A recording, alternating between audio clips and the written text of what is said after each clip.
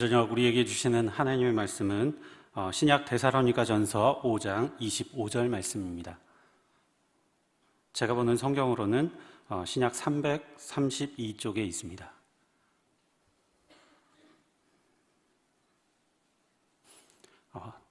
굉장히 짧은데 우리 한 목소리로 함께 합독하도록 하겠습니다. 형제들아, 우리를 위하여 기도하라. 아멘.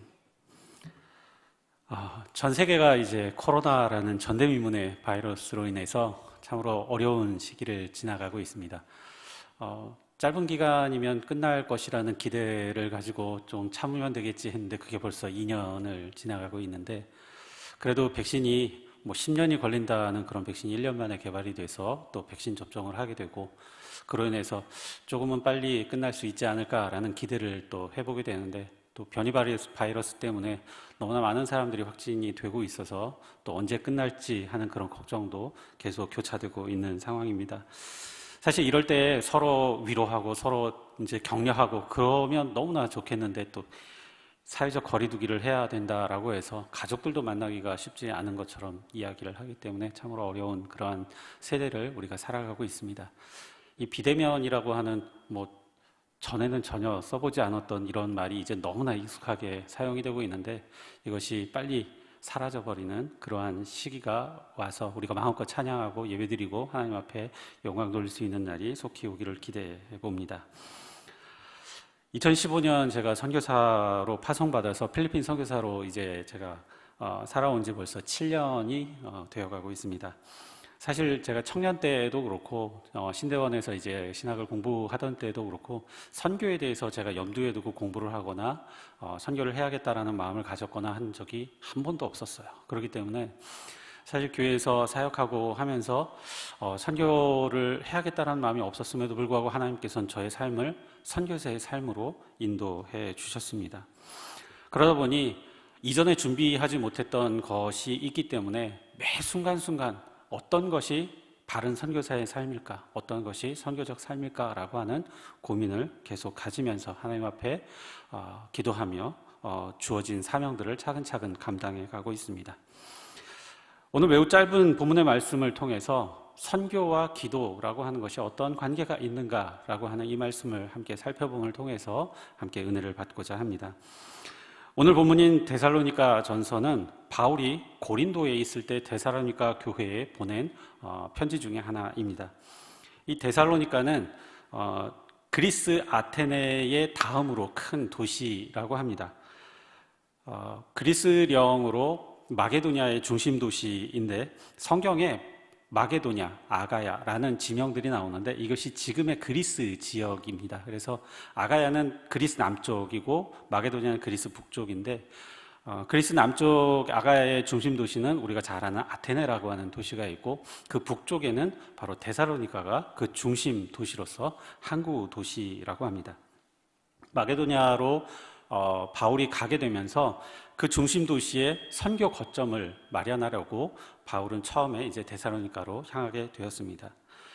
빌립보에서 여러 가지 상황으로 옥고를 치르고, 그래서 이 데살로니가로 가게 되면서 유대인들의 회당을 찾아서 이제 말씀을 전하게 되는데, 새 안식일 동안을 말씀을 전하게 됩니다. 그때 그 회당에 있었던 경건한 헬라인과 적지 않은 귀부인들이 그 하나님의 말씀을 받고 예수의 도를 따랐다라고 성경은 기록하고 있습니다. 그랬더니 오히려 유대인들이 바울을 시기하고 소동을 일으켜서 바울이 그곳에 더 이상 머물지 못하도록 합니다. 그래서 바울은 그곳에 머물지 못하니까 쫓겨나게 되는데, 아덴으로 내려오면서 본인은 이제 거기서 더 이상 무언가를 할 수 없으니까 디모데와 실라를 그곳에 남겨두면서 그 데살로니가 교회가 어떻게 세워져 가는지 잘 살펴봐 달라고 부탁을 하고 이제 아덴으로 갔다가 고린도로 가게 되고, 나중에 고린도에서 디모데와 실라를 만나게 되면서 데살로니가 교회가 비록 짧은 기간 말씀을 전하고 가셨지만 참으로 이쁘게 교회가 성장을 해가고 있습니다라는 이야기를 들으면서 그 데살로니가 교회가 마게도냐와 아가야의 모본이 되는 교회라는 그러한 소식을 들으면서 바울은 참으로 기뻐하였었습니다. 그러나 그 데살로니가 교회의 마지막 날에 대한 오해가 있다라는 소식을 들으면서 그것에 대한 바른 가르침과 지도를 위해서 편지를 써서 보내면서 보낸 것이 데살로니가 전서와 후서인데, 오늘 본문 말씀 매우 짧습니다. 형제들아, 우리를 위하여 기도하라. 굉장히 짧죠. 그러다 보니까 두 번째 서신에서는 그럼 어떻게 기도할까, 무엇을 기도할까를 이제 부연해서 설명해 주고 있습니다. 데살로니가후서 3장 1절과 2절 말씀을 보면, 끝으로 형제들아, 너희는 우리를 위하여 기도하기를 주의 말씀이 너희 가운데서와 같이 퍼져나가 영광스럽게 되고, 또한 우리를 부당하고 악한 사람들에게서 건지시옵소서 하라. 믿음은 모든 사람의 것이 아니니라 말씀합니다. 여기서 보면 바울이 두 가지를 기도 요청을 하고 있습니다. 하나는 복음이 더욱 많은 사람들에게 전해져서 그 사람들이 하나님께로 돌아와서 하나님의 사람으로 굳건하게 서게 됨으로 말미암아 하나님의 나라가 확장되어질 수 있도록 너희들은 기도해야 된다. 이게 한 가지고, 또 한 가지는 그렇게 복음을 전하는 사람들에게 많은 위협이 있고 또 많은 수모가 닥쳐질 수 있는데, 그 사람들이 그러한 위협과 수모 때문에 복음 전하는 일을 그만두는 것이 아니라, 그것이 꺾이는 것이 아니라 꾸준하게 그 복음 전하는 일을 감당할 수 있도록 복음 전하는 사람들을 위해서 기도해달라. 이것이 바울의 부탁이었던 것입니다. 선교에 있어서 그만큼 기도라고 하는 것은 굉장히 중요합니다.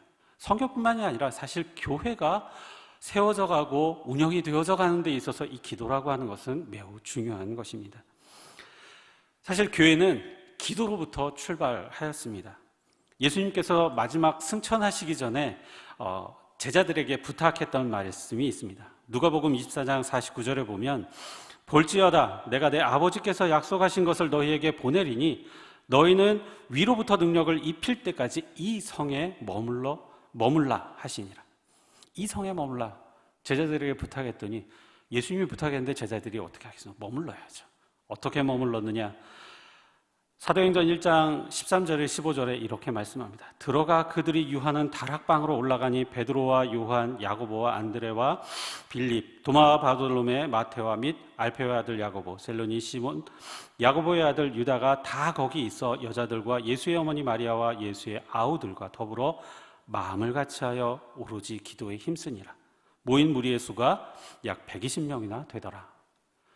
120명 되는 예수님을 따랐던, 그리고 예수님께 배웠던 그 사람들이 예수님의 부탁을 받고 그 성에 머물면서 위로부터 오는 그 약속된 것을 기다리고 있었습니다. 그냥 기다리는 것이 아니라 기도에 힘쓰면서 기다렸다라는 것이죠. 그렇게 기도하면서 있었던 그들에게 약속된 성령이 그들에게 강림했고, 성령 강림한 이후에는 그들이 나가서 담대하게 복음을 전했노라 이야기합니다. 그들이 복음을 전할 때 세례를 받은 사람이 3천이나 더했다라고 얘기하고, 그들이 그렇게 복음을 전하였더니 그 예루살렘 교회에 모인 성도의 수가 남자만도 5천이나 되었다라고 성경은 기록하고 있습니다. 그들이 사도들의 말씀을 받고 늘 기도하며 또 모이면 서로 친교하고 떡을 떼며 교회를 이루었고, 그것이 우리가 알고 있는 예루살렘의 초대교회의 모습입니다. 이처럼 기도는 교회를 세우는 아주 중요한 기둥인 것입니다. 제가 2015년 4월에 교회에서 파송을 받고 필리핀에 갔을 때 선교에 대한 준비가 전혀 없었기 때문에 참으로 막막함이 있었습니다. 그런데 담임 목사님과 선교부에서 함께 동행해서 이것저것을 지도해 주시고, 그래서 그곳에서 생활하면서 도와주시는 선교사님이 적극적으로 여러 가지들을 도와주시고, 또 이스라엘이 여러 가지 생활하는 것들을 안내해주고 하면서 차츰차츰 필리핀 생활에 적응해 가기 시작하면서 그곳에서 언어 준비도 하고, 어느 정도 적응이 됐을 때는 선교사님께서 데리고 다니시면서 사역지가 어느 곳에 사역지들을 정할 수 있는지를 알려주셨습니다. 그러던 중에 한 장로님을 이제 방문하게 됐는데, 가까운 곳에 이주민 단지가 있는데 이제 막 이주를 하고 있는 그런 상황이라고 얘기를 듣게 되면서 이스라엘하고 그곳에 방문을 했는데, 크기는 그렇게 크지 않은 단지인데 마음이 굉장히 평안한 거예요. 그래서 이곳이 하나님께서 정하신 우리의 사역지구나라는 것을 깨닫게 되고, 그래서 교회에도 이곳으로 사역지를 정하게 됩니다라고 보고를 하게 되었었습니다. 처음에는 이제 그곳에서 사역지를 정하고 예배를 드리는데 혼자서 예배를 드릴 수는 없기 때문에 오전에는 그 도와주시는 교회 영혼교회에서 예배를 드리고 그 영혼교회 성도님들이 함께 가서 예배를 이제 드려 주셨습니다. 처음에 가서 이제 예배를 드리려고 했는데 준비가 제대로 되지 않아서 다음 주에 예배를 드립니다라고 하고 이제 그 다음 주에 가서 몇 시에 우리가 예배를 드립니다 해서 모였는데 그날이 2015년 11월 15일 추수감사주일이었습니다. 그렇게 바라스 가자교회는 추수감사주일에 교회를 시작할 수 있게 되었습니다. 교회를 주일에 이제 오후에 가서 예배를 드리고 또 이제 주중에는 그 처음에 모일 때 함께 동참해 주었던 마리셀이라고 하는 성도 집을 이제 빌려서 그곳에서 주중에는 성경 공부를 하면서 차츰차츰 말씀으로 세워가고 함께 기도하면서 교회를 세워간 것이 지금의 바라스 가자교회이고 그때 모였던 그 사람들이 지금도 교회의 주축 멤버로서 함께 교회를 세워가고 있습니다. 그렇게 기도로서 바라스 가자교회를 시작하게 되었던 것이죠. 그리고 기도는 교회를 바르게 하는 것입니다. 초대교회에 많은 사람들이 이렇게 모이다 보니까 사람이 많이 모이면 당연히 문제가 생길 수밖에 없습니다. 헬라파 유대인들이 보니까 자기들에게 속한 과부들이 맨날 구제에 빠지니까 막 불평을 합니다. 왜 우리가 속한 과부들은 구제를 안 해줍니까? 사도들이 있다가 우리가 이렇게 구제에만 힘쓰다가는 정작 해야 될 일을 못하겠다. 사람을 뽑아서 구제하는 일을 담당할 수 있게 해야겠다. 그리고 우리들은 기도하는 일과 말씀 전하는 일에 전념하겠노라 선포합니다. 이것이 교회를 세우는 아주 중요한 기둥이라고 하는 것이죠. 기도하는 것과 말씀, 이것이 든든하게 서 있을 때 그 여타 구제를 하고 복지를 하고 문화를 하고 이 모든 것이 교회를 풍성하게 해주는 것이지 기도와 말씀이 빠진다면 더 이상 교회로서 든든하게 설 수 없다라는 것입니다. 하나님 앞에 기도하면 하나님께서 바른 길을 제시해 주실 것이고 그 길을 따라서 말씀 안에서 교회가 으쌰으쌰 할 때 비로소 교회는 더욱더 융성해져 갈 수 있는 것입니다. 성경에서 보면 하나님께 물었다라고 하는 사람 치고 실패한 사람이 없습니다. 그런데 실패한 사람들을 보면 하나님께 묻지 않고 자기 마음대로 하다가 실패를 하는 경우가 대부분입니다. 하나님께 기도하고 하나님께 물으면 반드시 하나님께서는 우리가 나아가야 할 길을, 우리가 가야 될 바른 길을 우리에게 제시해 주신다는 것입니다. 사실 선교지에서 제가 가장 힘들어하는 부분이 사실 기도입니다. 개인적으로 하나님 앞에 기도하고 이러한 것들이야 충분히 제가 혼자서 할 수 있지만 가장 어려운 부분이 갑자기 성도들이 와서 목사님 기도해 주세요라고 얘기하면은 이게 말씀은 사전에 미리 준비할 수 있으니까 영어든 따갈로든 제가 미리 준비해서 연습도 하고 그래서 선포하고 할 수 있는데 사실 기도는 갑자기 오면은 제가 따갈로그가 그 정도로는 아직 되지 않기 때문에 기도해 주기가 참 어려워요. 그래서 양해를 구하고 제가 한국말로 기도해 드리겠습니다라고 하고 기도를 합니다. 사도 바울이 그 은사에 대해서 설명을 할 때 방언의 은사가 우리에게 있어서 굉장히 은혜가 되는 은사입니다. 그럼에도 불구하고 그 방언의 은사를 공중 기도할 때는 사용하지 말라고 분명히 이야기합니다. 그것은 방언은 하나님과 소통하는 언어이기 때문에 공중 기도에서 방언으로 기도하면 성도들이 도대체 어디서 아멘을 해야 될지 알 수가 없다는 거죠. 그게 덕이 되지 않기 때문에 방언 기도는 혼자 하나님 앞에 기도할 때 사용하고 공중 기도는 하지 말라고 권면을 하는 거예요. 제가 한국말로 기도한다는 것은 그 사람들에게선 제가 방언으로 기도하는 거하고 똑같은 상황이기 때문에 속히 제가 빨리 언어를 더 익숙하게 연습을 해야겠다라는 마음을 가지고 계속 공부해 나가고 있는데 더욱더 기도해 주셔서 제 지혜가 더욱더 자라 언어적으로도 선교 사역을 감당하는데 충분할 수 있도록 함께 기도해 주셨으면 좋겠습니다. 세 번째로 기도는 성도들의 믿음을 굳건하게 하면서 그것으로 인해서 교회를 더욱더 굳세게 한다라고 하는 것입니다. 예루살렘 교회가 예수님이 십자가에 달려 돌아가신 지 얼마 되지 않은 상황이었기 때문에 유대인들이 여전히 반감이 굉장히 심하던 때였습니다. 더구나 예수님을 신성모독죄로 잡아 죽였던 그 대제사장과 장로들과 서기관들이 여전히 그 권세를 잡고 있는 그러한 때였기 때문에 그 사람들이 예수의 도를 전한다, 예수가 부활했다라는 이야기를 하는 것에 대해서 달가할 리가 없습니다. 그러다 보니 사도들이 말씀을 전할 때마다 그 사람들이 자꾸 감옥에 데리고 가고 감옥에 가서 가둬두고 그런 상황들이 반복하게 되는데 사도들이 감옥에 갇혔을 때 성도들은 그 사도들을 위해서 모여서 함께 기도합니다. 기도할 때 하나님의 역사가 그들 가운데 일어나게 되고 그들 가운데 성령의 역사가 일어나게 되면서 그들이 힘을 얻게 되고 믿음으로 서게 될 수 있었다라는 것이고, 또한 기도하니까 옥중에서 하나님께서 그들을 끌어내 주시고 하는 역사들이 일어난다라고 하는 것입니다. 초대교회 성도들은 본인들이 기도하면서 하나님의 역사가 우리 가운데 일어나는구나라는 것을 깨닫게 되면서 자신들의 믿음이 굳건해지는 것과 마찬가지로 또한 교회가 그들로 인해서 더욱더 굳건하게 세워질 수 있었던 것입니다. 그래서 야고보 사도가 순교를 하고 스데반이 순교를 하게 되면서 큰 박해가 이제 예루살렘 교회에 일어나게 되는데, 사도들을 제외하고 나머지 사람들은 다 흩어져 가게 됩니다. 흩어진다라는 건 도망가는 건데, 그 도망가던 사람들이 그저 자기 목숨을 위해서 도망가는 것이 아니라 오히려 교회에서 파송받은 선교사인 것처럼 가는 곳마다 복음을 전하면서 그들이 흩어져 갔다라고 이야기합니다. 그래서 예루살렘에 있던 교회가 그들로 인해서 온 유대와 사마리아 땅끝까지 복음이 전해지는 역사들이 일어난다라는 것이죠. 기도할 때 그들의 믿음이 자라갔고, 그들의 믿음이 자라가다 보니 비록 박해에 우리가 도망을 가지만 우리가 해야 할 일은 복음을 전하는 것이다.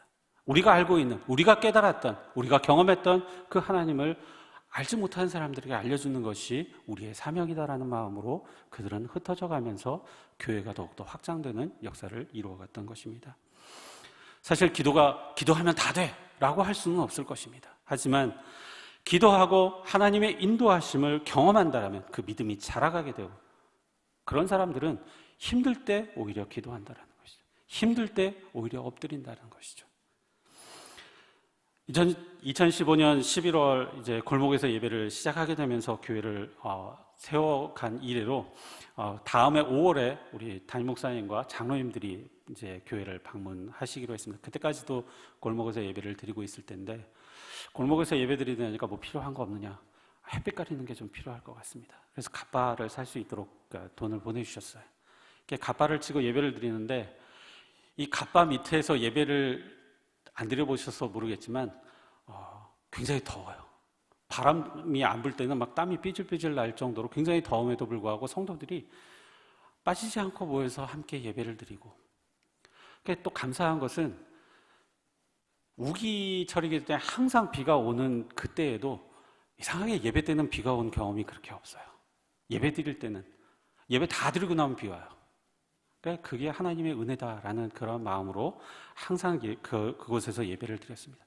처음에 갓바천을 샀던 거는 이제 접이식 천막이 있는 걸 몰라서 이제 갓바를 사게 됐었는데, 나중에야 이제 필리핀에도 그런 접이식 천막이 있다라는 것을 알고 이제 구입을 한 3동 정도를 구입을 했어요. 근데 이제 중국제다 보니까 이제 폈다가 접으면은 이게 자꾸 새가 부서져요. 그러니까 한 개, 두 개씩 부서지면 이스라엘한테 얘기해서 좀 보수 좀 해라 그래서 또 보수하고 그러다 보니까 나중에는 원래 있던 철제가 아무것도 없고 다 보수된 걸로 이제 뭐 천막을 치고 그렇게 예배를 드리기도 했었고, 거기 이제 이주민 마을이 11평으로 되게 조그매가지고 다닥다닥 붙어 있는데 그 앞쪽으로 땅이 조금씩 있어요. 그러다 보니까 그 앞으로 울타리들을 조금씩 내다 보면 골목이 자꾸 좁아지게 되면서 여기서 더 이상 천막 치기가 어렵겠다.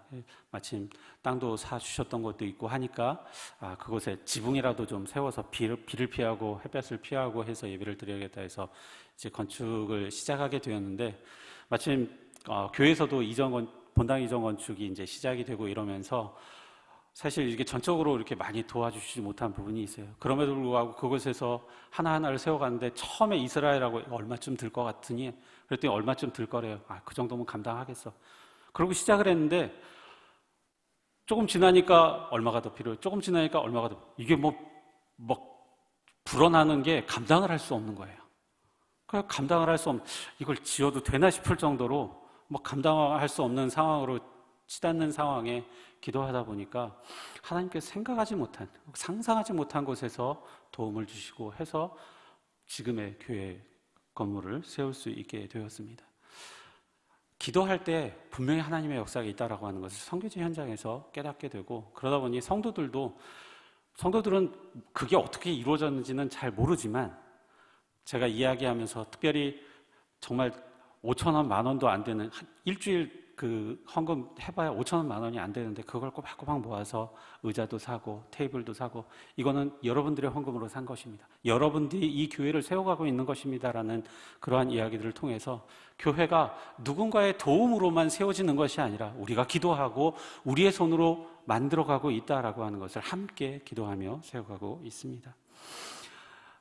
아직까지 뭐 가면은 저것도 했으면 이것도 했으면 하는 그런 것들이 보이기는 하지만, 또 기도하면서 하나님께서 인도하시는 대로 교회를 세워가고 가려고 합니다.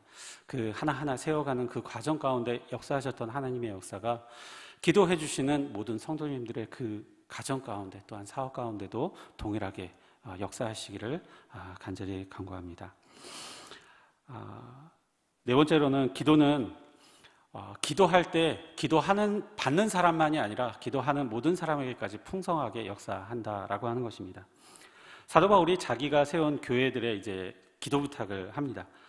성경에는 로마서와 고린도후서, 그리고 골로새서, 데살로니가 전후서에 나타나 있고 히브리서에도 기도 부탁하는 구절이 나타나 있습니다.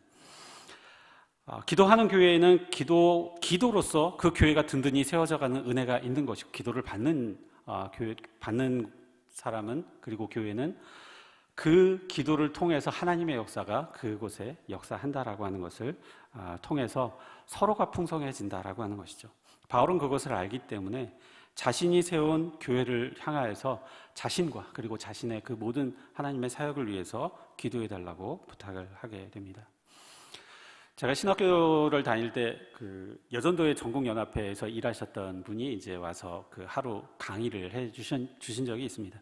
그 여전도의 전국연합회에서 하는 사업 중에 선교 원력을 매년 제작을 해서 아마 전국의 교회들에 배포하고 있는 것이 중요한 사역 중에 하나인데, 그 여전도의 전국연합회에서 후원하고 있는 선교사님들의 명단이 그 선교 원력에 다 기록이 되어져 있답니다. 근데 그 매년 이제 후원하는 과정들을 이제 정리를 하다 보니까 이제 후원하는 게 이제 마무리가 되면 그 원력에서 이제 빼고 하는데, 한 선교사님한테 연락이 오기를 후원이 마무리돼서 더 이상 후원을 안 해주시는 거는 좋은데 선교 원력에서 제 이름을 빼는 거는 하지 말아 주십시오. 기도하는 힘이 저에게 오는 것을 막지는 말아 주십시오 부탁을 하더랍니다. 그러면서 그 일을 감당했던 그 여전도의 임원이 하시는 말씀이, 굉장히 작은 일임에도 불구하고 그렇게 선교 원력을 전국에 배포했을 때 누군가는 그것을 보면서 기도할 것이고, 그 기도하면 그것이 반드시 선교 현장에서 역사로 일어난다라고 하는 것을 그 선교사님의 이야기를 통해서 깨달았다라는 것이죠. 그러면서 선교라고 하는 것은 가서 일하는 사람만이 아니라 그것을 위해서 기도하는 우리들에게도 선교하는 것이구나라는 것을 깨닫게 되면서 그 일을 더욱더 열심히 감당할 수 있게 되었노라고 하는 이야기를 들었었습니다. 선교라고 하는 것은 기도해주면 선교받는, 그 선교하는 곳에서만 역사하는 것으로 끝나는 것이 아니라, 이처럼 선교를 위해서 기도하는 모든 사람들에게 하나님께서는 동일한 은혜로 함께 하신다라고 하는 것입니다. 기도할 때 기도받는 사람만이 아니라 기도하는 사람에게도 하나님의 은혜가 반드시 있기 때문에 우리는 열심히 선교를 위해서, 또한 교회를 위해서 기도해 가야 할 것입니다. 한글에는 우리라고 하는 말이 이제 한 가지죠. 그리고 그걸 영어로 번역하면 we라고 하는 한 단어밖에 없는데, 필리핀에 있는 따갈로그에는 우리라고 하는 말이 두 가지가 있습니다. 하나는 따요라는 말이 있고 하나는 까미라는 말입니다. 이 따요라는 말은 듣고 있는 상대방을 포함해서 우리가 따요이고, 까미라고 하는 말은 듣고 있는 사람은 뺀 나머지가 우리인 경우에 사용하는 말입니다. 그래서 만약에 누가 있을 때 이제 다른 사람들이 먼저 갈 때 인사를 이제 알리스나 까미 이렇게 얘기합니다. 그러면 까미니까 너 말고 이제 우리들이 갈 거야 라는 말이에요. 그렇게 인사를 하고 이제 갑니다. 근데 따요라고 하는 말은 따요나 합시다 이런 말이에요. 그거는 너도 같이 해야 돼 이런 말이에요. 뽑은다 따요 그러면 갑시다, 우리 모두 함께 갑시다 이런 말입니다. 그래서 필리핀에서는 이 까미하고 따요를 굉장히 분명하게 구분해서 이야기를 하다 보니까 하나님 앞에 기도할 때 절대 따요를 쓰면 안 된다라고 얘기합니다. 우리의 죄를 용서해. 하나님이 무슨 죄가 있어요? 그래서 기도할 때는 꼭 까미만 써야 된다. 막 그렇게 배우면서 이제 나오는데 사실 오늘 성경이 기록된 것은 원문이 헬라어입니다. 헬라어에는 그 따갈로그처럼 그렇게 우리라는 말이 뭐 누구를 포함하고 포함하지 않고 그런 의미가 있는 것은 분명히 아닐 것입니다. 그런데 우리라고 하는 그 말 속에 기도해 주고 있는 너희들도 그리고 기도를 받고 있는 우리들도 동일하게 하나님 앞에 은혜를 받기 때문에 너희들은 우리를 위해서 기도해야 돼 라고 부탁을 하고 있다는 것이죠. 누구보다 이 원리를 잘 아는 바울이기 때문에 자신에게 주어진 사명이 나 홀로 감당하는 것이 아니어서 바울은 어디서든지 자기와 함께하는 일행에게도 기도 부탁을 하고 또한 본인이 세웠던 교회들에도 자신과 자신의 모든 사역을 위해서 기도해달라고 이야기합니다. 그것이 자기 것이 아니라 결국 하나님의 것이기 때문에 당당하게 기도 부탁을 했고 그 기도하는 교회는 그 기도를 통해서 든든하게 세워져 가고 또 기도를 받은 바울은 그 하나님의 선교 사역을 넉넉하게 감당해 갈 수 있었던 것입니다. 우리가 잘 아는 구절이죠. 사도행전 1장 8절 오직 성령이 너희에게 임하시면 너희가 권능을 받고 예루살렘과 온 유대와 사마리아와 땅끝까지 이르러 내 증인이 되리라 하시니라. 선교 대명령이라고 일컬어지는 말씀입니다. 많은 선교사님들이 이 말씀을 붙잡고 세계 만방에 나아가서 하나님의 복음을 증거하기 위해서 애를 쓰고 있습니다. 그 애를 쓰는 그 모든 선교사님을 위해서 기도해주고 있는 한국교회가 있습니다. 이로 인해서 한국교회로 인해서 선교의 역사는 그리고 성경의 역사는 지금 여전히 우리 삶 가운데 이루어지고 있는 것입니다. 할렐루야.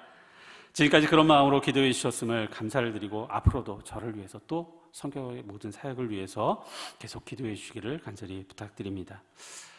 사진들을 이제 몇 장 소개를 드리려고 하는데요.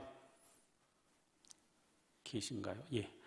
이거는 코로나 상황에서 계속 예배를 드리지 못하다가 12월쯤 이제 단계가 많이 낮아져서 이제 모일 수 있게 돼서 예배를 드리는데 당시에 이제 시스터들이 이제 시골에 내려가서 올라오지 못한 상황이 돼서 저 혼자서 이제 말씀을 증거하고 모든 걸 해야 되다 보니까 이제 뭐 찬양이나 이런 것들 없이 그냥 말씀 선포하는 것만으로 이제 예배를 드리고 했던 때입니다. 다음 사진도 이제 같은 이제 그런 때 이제 찍었던 사진이고요. 그 다음 사진을 보여주시고 마찬가지로 혼자서 이제 그것들을 다 감당했던 때입니다. 그랬더니 성도들이 그 다음 사진이에요. 성도들이 찬양 없이 그냥 제가 말씀만 전하고 예배를 끝내니까 시간도 너무 짧고 그러니까 본인들이 찬양을 하겠노라고 준비해서 하겠노라고 해서 그럼 해봐라. 너무 못해요. 음도 안 맞고 진우가 열심히 반주를 하는데 진우가 너무 힘들어해요.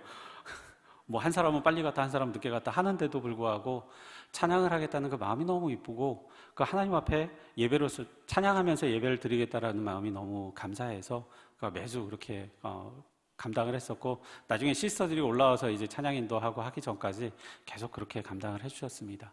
다음 사진 보여주시면 이제 저희도 예배 드릴 때 참석한 사람들 이름 적고 온도 체크 다 하고 소독하고 그렇게 해서 예배를 드리고 있습니다. 그 다음 사진 보여주시면 매 주마다 이제 뭐 조그맣게 이제 뭐 음료수하고 빵도 나눠주고 과자도 나눠주고 하는데 한 달에 한 번 정도는 쌀을 마련해서 성도들에게 나누어주고 있었습니다. 다음 사진 보여주시면 이제 시스터들이 올라와서 함께 찬양하고 했던 사진이고요. 그 다음 사진 보여주시면 우리 홍성경 권사님 가정에서 우리 돌아가신 언니 되시는 홍성자 권사님 이름으로 이제 장학금을 보내주셔서 12명의 아이들을 이제 청소년들을 선택을 해서 지금 장학금을 수여하고 있습니다. 지금 보면 10명만 나오는데 2명이 늦게 와가지고 사진을 같이 못 찍었어요. 그래서 12명의 아이들 계속 매 달마다 많지는 않은 금액이긴 하지만 계속 그렇게 주면서 그 홍성경 권사님을 통해서 주셨던 그 마음들을 아이들에게도 알려주고 너희들이 교회의 기둥이 되고 또 사회의 기둥이 되어서 정말 하나님의 사람으로서 커나가야 된다는 것을 계속 알려주고 있습니다. 그리고 십자가 선교회를 통해서 네온 십자가 하나를 이제 기증을 받아서 지금 그 내부에 이제 설치를 해서 그 전에도 한번 받은 것이 있어서 하나는 밖에 이제 걸려 있고 두 번째로 받은 건 이제 안에다가 이제 십자가를 걸어서 함께 예배를 드리고 있습니다. 기도 제목을 말씀드리겠습니다. 코로나가 속히 종식돼서 모든 선교 사역들이 정상화돼서 될 수 있도록 위해서 기도해 주셨으면 좋겠고 코로나 상황 가운데 성도들이 그러니까 되게 밀집된 지역이기 때문에 한번 퍼지기 시작하면 걷잡을 수 없는데 그래도 아직까지는 뭐 코로나 때문에 어려움이 있다는 소식은 없어서 감사한데 더 안전하게 거할 수 있도록 위해서 기도해 주셨으면 좋겠습니다. 그 다음 사진 하나 보이시면 사진이 없어졌네요. 예. 마일라 성도입니다. 교회를 처음 시작할 때부터 같이 했던 성도인데 그 폐 쪽하고 허리에 이제 문제가 있어가지고 병원에서 이제 치료를 받고 왼쪽에는 이쪽은 이제 병원에서 치료받았던 사진이고 이쪽이 이제 집에 지금 와 있는데 조금 회복이 돼서 집으로 돌아왔다고는 하는데 건강이 빨리 회복이 되어서 하나님 앞에 더욱더 찬양하며 섬길 수 있도록 위해서 기도해 주셨으면 좋겠습니다. 그리고 저희 가정이 이제 한국에서의 일정을 모두 잘 마무리하고 선교지로 잘 복귀할 수 있도록 위해서 기도해 주셨으면 좋겠습니다. 기도하겠습니다. 사랑과 은혜가 풍성하신 하나님 아버지 감사를 드립니다. 우리를 하나님의 백성으로 세우시고 복음 전도를 위해 우리를 사용하심에 감사를 드립니다. 모든 성도들에게 선교사와 선교사역을 위해 기도할 때 선교 현장에 하나님의 역사가 나타나게 하여 주시고 기도하는 모든 성도들에게 하나님의 동일한 은혜가 있게 하여 주시옵소서. 코로나 상황 속에서도 예배를 더욱 사모하는 성도들이 되게 하시며 모든 자리, 모든 순간에 늘 기도하는 성도들이 되게 하여 주시옵소서. 감사드리며 예수님 이름으로 간절히 기도드리옵나이다. 아멘.